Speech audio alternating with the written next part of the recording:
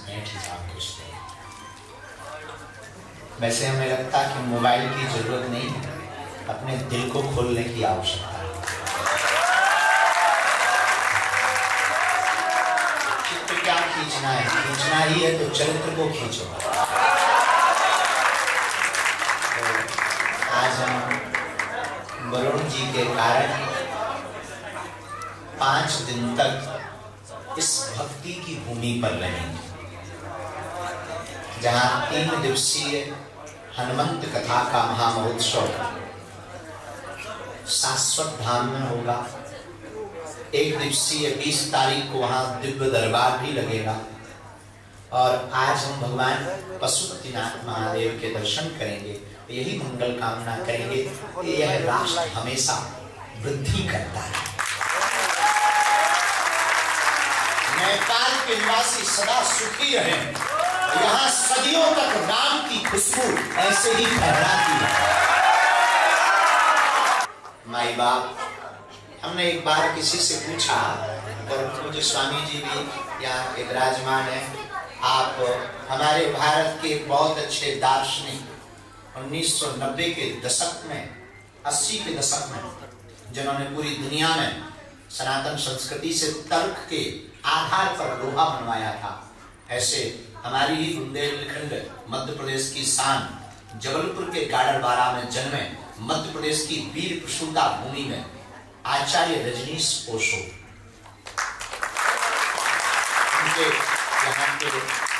उनके सन्यासी और यहाँ के प्रमुख, नेपाल के प्रमुख आचार्य स्वामी जी यहाँ विराजमान हैं। और आपसे हम अभी जब ऊपर बैठे बैठे खूब गप सप कर रहे थे, इसलिए थोड़ा विलम्ब हो गया। माई बाप, हम आपको बता रहे थे, हमने एक दिन विचार किया, जनक जी ज्ञानी, पर ज्ञान का संबंध नेत्रों से, ज्ञान विराग नयन उर्गा है, ज्ञान का संबंध भी नेत्रों से है, पर जल का संबंध भी नेत्रों से, आंसू। जनक जी ज्ञानी तो हैं, पर जब तक जनक जी ज्ञानी रहे तब तक उन्हें परमात्मा नहीं मिले। जब उनके आंखों में, यहाँ जनक जी के राज्य में अकाल पड़ गया, और अकाल पड़ते ही महाराज जनक ने श्रद्धा का हल विश्वास की भूमि पर चलाया। और श्रद्धा का हल जब भी विश्वास की भूमि पर चलाया जाता है, तब तक भक्ति माता पृथ्वी से प्रकट हो जाती है। श्रद्धा का हल विश्वास की भूमि पर महाराज जनक ने चलाया, तो उस हल का फल माता जानकी निकली। उस हल चलाने का फल माता जानकी जी निकली, और माता जानकी है भक्ति। और हमने एक बार मन में सोचा कि जनक जी ने माता जानकी जी को ही क्यों पकड़ा? जनक जी तो ज्ञानी थे, परमात्मा को पकड़ सकते थे। तो हमारे मन में एक ही बात समझ में आई, भगवान के पास जाओगे, शायद भगवान मिले या ना मिले, पर अगर भक्ति को पकड़ लोगे तो तुम्हें कहीं भागने की जरूरत नहीं है, भगवान स्वयं दूल्हा बन करके तुम्हारे द्वारा। और प्रभु श्री राम यहाँ दूल्हा बनता है। तुम लोग तो इतने भाग्यशाली हो, दुनिया में सब लोग भगवान को फूलमाला चढ़ाते हैं, कोई कपड़ा चढ़ाता है, आप लोग तो उन्हें पहुने के तौर पर गालियां चढ़ाते हैं। ये सौभाग्य केवल जनकपुर वासियों को, नेपाल वासियों को ही प्राप्त होता है, प्रभु श्री राम को पहुना मान करके, तो वो हमारे पहुने हैं। और जब विवाह हो गया तो सखियां बोली, राम जी यहीं रहा, कहाँ जावा? राम जी बोले, क्यों यहाँ रहे? सखियां बोली, जो यहाँ खाने को मिलेगा वो अयोध्या में नहीं मिलेगा। तो राम जी बोले, ऐसी कौन सी डिश है जो हमारे अयोध्या में नहीं? सखियां बोली, यहाँ ससुराल में रहोगे तो ससुराल की गालियां खाओगे, आपको अयोध्या में नहीं मिलेगा। तो धन्य है ये नगरी, जहाँ प्रभु श्री राम को भी हम लोग आदर्श के साथ बड़े प्यार से उन्हें गालियां पवाते हैं। ऐसा नेपाल हिंदू राष्ट्र, यह भूमि जहाँ भगवान पशुपतिनाथ विराजमान है, इस भूमि पर आकर और आप लोगों की श्रद्धा देखकर हमें लग रहा कि हमें और पहले आ जाना चाहिए। हम तुम्हारा पीछा नहीं छोड़ना, अब हम तुम्हारा पीछा नहीं छोड़ने वाले, चाहे जितना बच लेना, पक्का है। अच्छा एक बात है, धन्य जय हो मैया। धन्य है नेपाल, धन्य ये भूमि, धन्य यहाँ की भक्ति और आप लोगों की श्रद्धा, जहाँ प्रभु गहरे हैं, जहाँ पशुपतिनाथ, जहाँ मुक्ति देने वाले मुक्तिनाथ। अच्छा देखो, यहाँ दो नाथ, पशुपतिनाथ, मुक्तिनाथ, और हम लोग कैसे हैं नाथ? लेफ्ट और राइट में दो नाथ हो तो हम लोग फिर कैसे अनाथ? हमें लगता हम नेपाल से ज्यादा सनाथ कोई और राष्ट्र हो ही नहीं सकता। नेपाल से ज्यादा सनाथ कौन हो सकता? अनाथ वो है जिसका कोई नाथ ना हो। नेपाल में पशुपतिनाथ है। कौन कहता है कि नेपाल अनाथ है? और आज हम कह करके जाते हैं नेपाल के जी को भी होटल हो, भगवान जाने, होटल तो बहुत अच्छा बनाया पर बाल्टी नहीं है। हम अभी नहाने बैठे थे, इनके पास भी बाल्टी नहीं है। होटल बहुत महंगा है पर 50 रुपया की बाल्टी नहीं रख पाए। ये इंटरनेशनल बेइज्जती हम ही कर सकते हैं, क्योंकि हम गाँव के देहाती आदमी हैं और हमको नहाने में बहुत दिक्कत गई है। तो यहाँ के हमारे जो मेंबर उनसे कहना है कि लिख दिया जाए, विजिट रजिस्टर में लिख दिया जाए, तो IM बागेश्वर धाम सरकार, और उसमें लिख दिया जाए कि इन्होंने एक ही गलती बता दी। तो बहुत अच्छा है, बहुत आकर हमें बहुत अच्छा लगा। और हमें पता लगा कि ये वाला जो हॉल है जहां हम लोग प्रवचन सुन रहे, ये आज ही इसका वो हुआ, अंग्रेजी बोलो, इनॉग्रेशन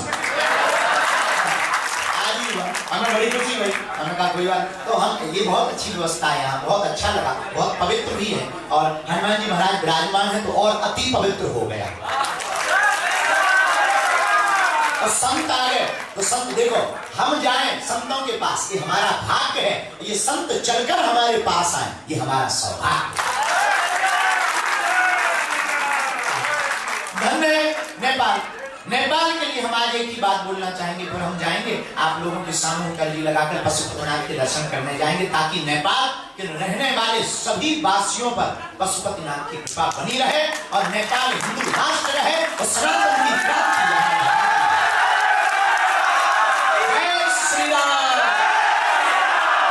बुरा मत मानना, हम किसी के विरोधी नहीं है, लेकिन सनातन धर्म के पक्षधर हैं। किसी को हमसे दिक्कत हो तो वो हाजमोला की गोली खाए। साफ रहना, खुश रहना। और नेपाल हमारी आत्मा है। आज हम नेपाल के लिए कह सकते हैं, हनुमान जी के चरणों में प्रार्थना करके, एक दिन नेपाल पूरी दुनिया में अपना डंका बजाएगा। लेकिन सनातन संस्कृति के साथ यहाँ की श्रद्धा और आस्था अद्भुत है। तो आप लोग भी धन्य हो, हमें खुशी हुई आप सब आए। अब हम आपको कथा सुनाएंगे वहाँ शाश्वत धाम में। यहाँ तो वैसे तो कुछ लोग पर्चा के चक्कर में आए हैं, कुछ लोग अपने बाप का नाम जानने आए हैं, कुछ लोग इसलिए भी आए कि देखते हैं मन की बात हमारी बता पाते कि नहीं। लेकिन हम एक बात बताएं, आप आए पर्चा के चक्कर में, हम बैठे हनुमान जी की चर्चा के चक्कर में।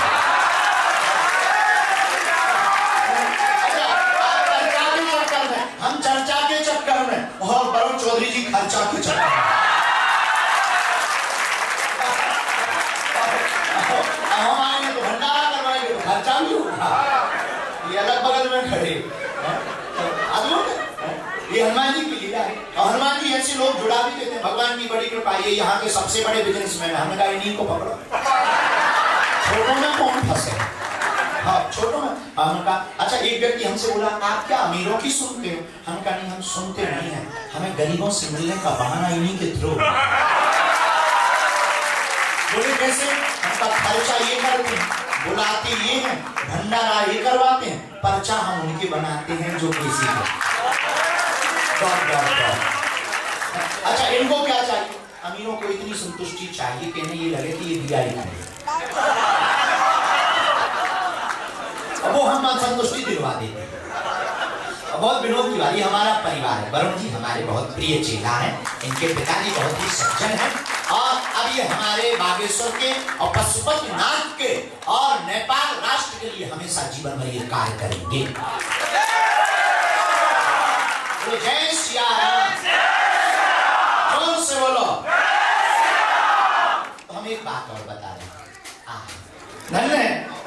और एक पात्र श्री जटायु जी महाराज। जटायु जी के पंख रावण ने काट दिए। जटायु जी जमीन में गिर गए, दर्द से घारने लगे, शरीर में पीड़ा हुई। तो किसी ने जटायु जी से कहा, बड़ा सीताराम सीताराम सीताराम सीताराम करते थे, लो पंख कट गए, अब नहीं आए तुम्हारे राम जी कान। अच्छा, कान भरने वाले लोग बड़े खतरनाक होते हैं, ये सबके पास जाते हैं, तुमसे भी कहेंगे बड़े बाबाओं के चक्कर में पड़े, क्या हो जाए, बागी सुदाम चिल्ला रहे, क्या हो जाएगा। कान भरने वाले लोग बड़े खतरनाक होते हैं। जटायु जी के भी कान भरे, सीताराम सीताराम दिन भर करते थे, आज देखो आज पंख कट गए, तुम्हारे राम जी नहीं आए। अरे कम से कम पंख होते तो तुम उड़कर अयोध्या चले जाते, दर्शन करना। आज पंख कट गए, बंद करो पूजा। पता है जटायु जी क्या बोले? बोले भगवान का धन्यवाद है जो पंख हमारी कट गए। वो आदमी बोला धन्यवाद क्यों दे रहे? बोले भैया पंख होते तो हमें उड़कर राम जी के पास जाना पड़ता, आज पंख नहीं है तो राम जी को चलकर हमारे पास आना पड़ता। तो यही हम तुमसे कहना चाहते, नेपाल के पांच लोग, तुम साधना में तल्लीन हो जाओ। एक बुरी बात मत मानना, बुरा मत मानना हमारी बातों का। आप हनुमान जी को तो मानते हो, हनुमान जी की नहीं मानते।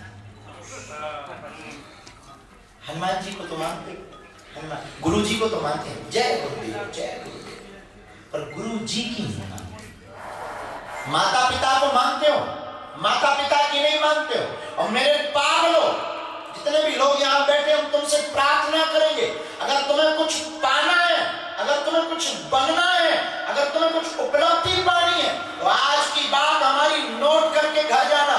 या तो तुम आज के बाद पशुपतिनाथ के मंदिर में जाना छोड़ दो, या आज के बाद तुम पशुपतिनाथ महादेव का पूजन करना छोड़ दो, या आज से अभी से पशुपतिनाथ पर सब कुछ छोड़ दो।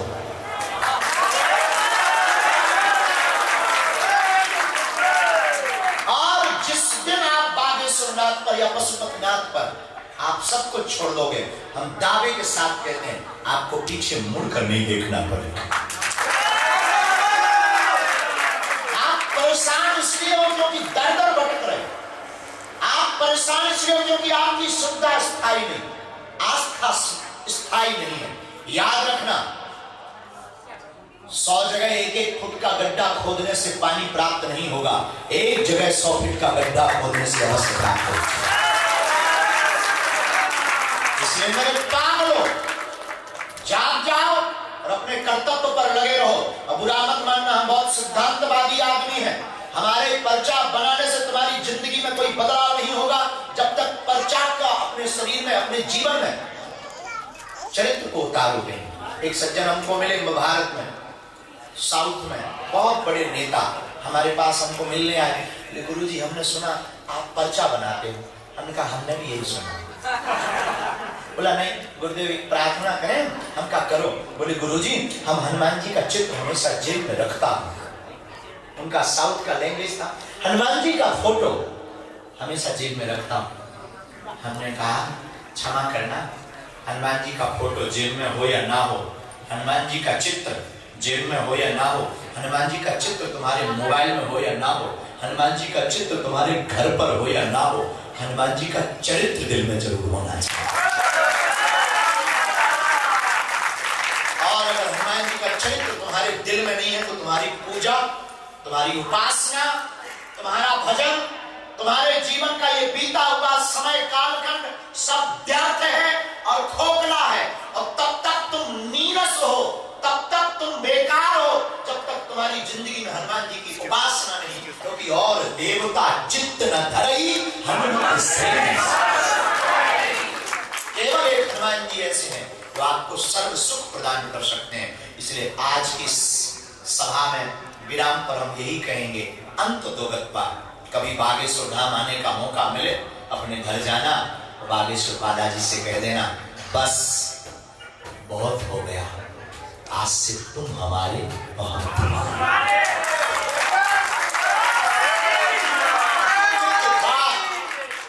खूब मुस्कुराओ। तो आप लोग बहुत भाग्यशाली हो, भक्ति की भूमि पर बैठे।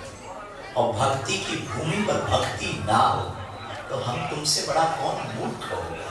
इसलिए भक्ति की भूमि पर देखो, भक्ति की भूमि पर किसी को कहीं जाने की जरूरत नहीं, भगवान को स्वयं आना पड़ता है।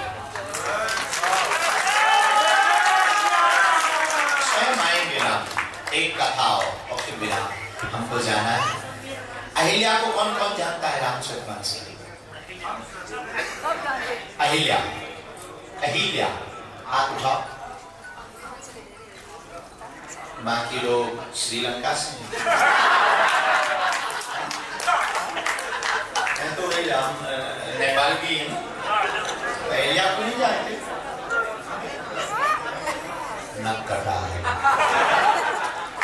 सुनो, अहिल्या वो है जो गौतम ऋषि की पत्नी, जिन्हें पत्थर बनने का श्राप मिला है। अब कौन कौन जानता है? ठीक, हाथ नीचे। गौतम ऋषि की पत्नी अहिल्या पत्थर बनी, उससे पूछा आप कहाँ रहो? अयोध्या में? नहीं। अहिल्या बोली हम अयोध्या में नहीं। फिर कहाँ रहो? अहिल्या बोली हम जनकपुर की गली में रहेंगे। उससे पूछा क्यों? बोले अयोध्या में शायद भगवान के दर्शन ना हो। जनकपुर की गली में क्यों? बोले भक्ति की नगर की गली में रह जाएंगे, भगवान गुजरेंगे जरूर शादी की।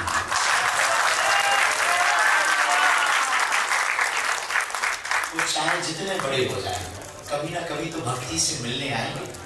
भक्ति से मिलने आएंगे, हम गली में ही मिल जाएंगे, हमारा उद्धार हो जाएगा। इसलिए आप लोग उस भक्ति के नगर में हो, यहाँ स्वभाववश आपका उद्धार हो जाएगा। तो मुक्तिनाथ और पशुपतिनाथ को प्रणाम करके, अच्छा तीन नाथ जुड़ गए, मुक्तिनाथ, पशुपतिनाथ और बागेश्वरनाथ।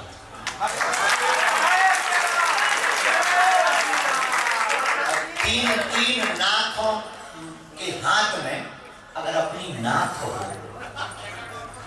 तीन नाथ के हाथ में अगर अपनी नाथ हो तो फिर कौन अनाथ होगा? इसलिए आप सब सनातन हैं, मुस्कुराइए, हंसते रहिए और हम आपको मिलेंगे कथा में।